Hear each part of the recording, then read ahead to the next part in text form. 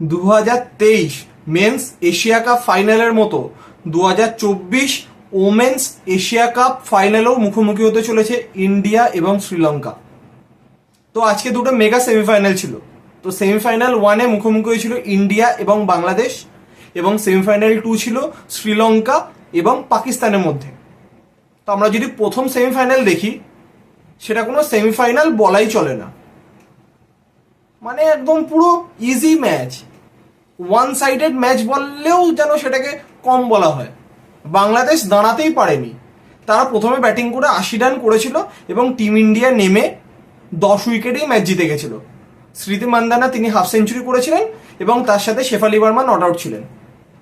তো easily team India ফাইনালে চলে গেছিল।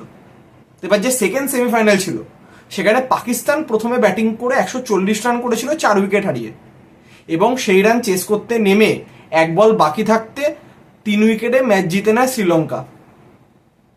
তো প্রথমে যখন 140 করেছিল পাকিস্তান, তো এটা মনে হয়েছিল হয়তো শ্রীলঙ্কা ইজিলি রানটা চেস করে নেবে, কিন্তু সেখানে খুব ভালো বোলিং করেছিল পাকিস্তান। তারা ম্যাচকে নিজেদের কন্ট্রোলে নিয়ে এসেছিল। তো লাস্ট ওভারে যখন বাকি ছিল 6 বলে 3 রান, তো সেই জায়গাতেও ভালো বোলিং হয়েছিল। তো সেই জায়গাতে যখন বাকি 2 বলে 2, ঠিক সেই টাইমে নিডা ডার যিনি বোলিং করছিলেন অফ স্পিনার, তিনি হোয়াইট বল করেন। ঠিক একদম 2022 India Pakistan match T20 world cup Melbourne যে কাজটি করেছিলেন মোহাম্মদ নওয়াজ আশ্বিনের সামনে, আজকে তিনি ঠিক সেম জিনিসটাই করলেন আনুশকার সামনে। তো তখনই ম্যাচ ফিনিশ হয়ে গেল, 2 বলে 1 রান বাকি ছিল। তো সেখানে আনুশকা সঞ্জীবনী তিনি 1 রান নিয়ে শ্রীলঙ্কাকে ম্যাচটা জিতে নিলেন। তো পাকিস্তান লাস্ট অব্দি ফাইট করলেও তারা ম্যাচটা জিততে পারেনি। এখানে অবশ্যই একটা জিনিস বলার, সেটা হচ্ছে পাকিস্তান যখন ব্যাটিং করছিল, তাদের কিন্তু এমন না যে অনেক উইকেট পড়ে গেছিল, তাদের হাতে উইকেট ছিল। তো তারা আরেকটু অ্যাগ্রেসিভলি ব্যাটিং করতে পারত, তাহলে অন্তত এই যে ডাম্বুলার পিচে 155 থেকে 160 যদি উঠে যেত, তাহলে শ্রীলঙ্কার ক্ষেত্রে কিন্তু রানটা তোলা অনেকটাই কঠিন হতো। তো কার্যত নিজেদের ভুলভ্রান্তির জন্যই তারা ম্যাচ থেকে প্রথমেই অনেকটাই পিছিয়ে গেছিল। তো তাদের বোলাররা ভালো পারফরমেন্স করেছিল, কিন্তু লাস্টে শেষ রক্ষা হয়নি। তো 3 উইকেটে ম্যাচ জিতে গেল শ্রীলঙ্কা, এবং রবিবার দিনকে ডাম্বুলাতে 2024 ওমেন্স এশিয়া কাপ ফাইনালে মুখোমুখি হতে চলেছে ইন্ডিয়া এবং শ্রীলঙ্কা।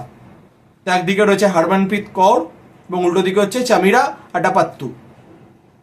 তো দুজনেই খুব ভালো ক্যাপ্টেন এবং ভালো প্লেয়ার। শ্রীলঙ্কা ব্যাটিংয়ের তো মেন প্লেয়ার হচ্ছে তাদের বাঁহাতি এই ব্যাটসম্যান।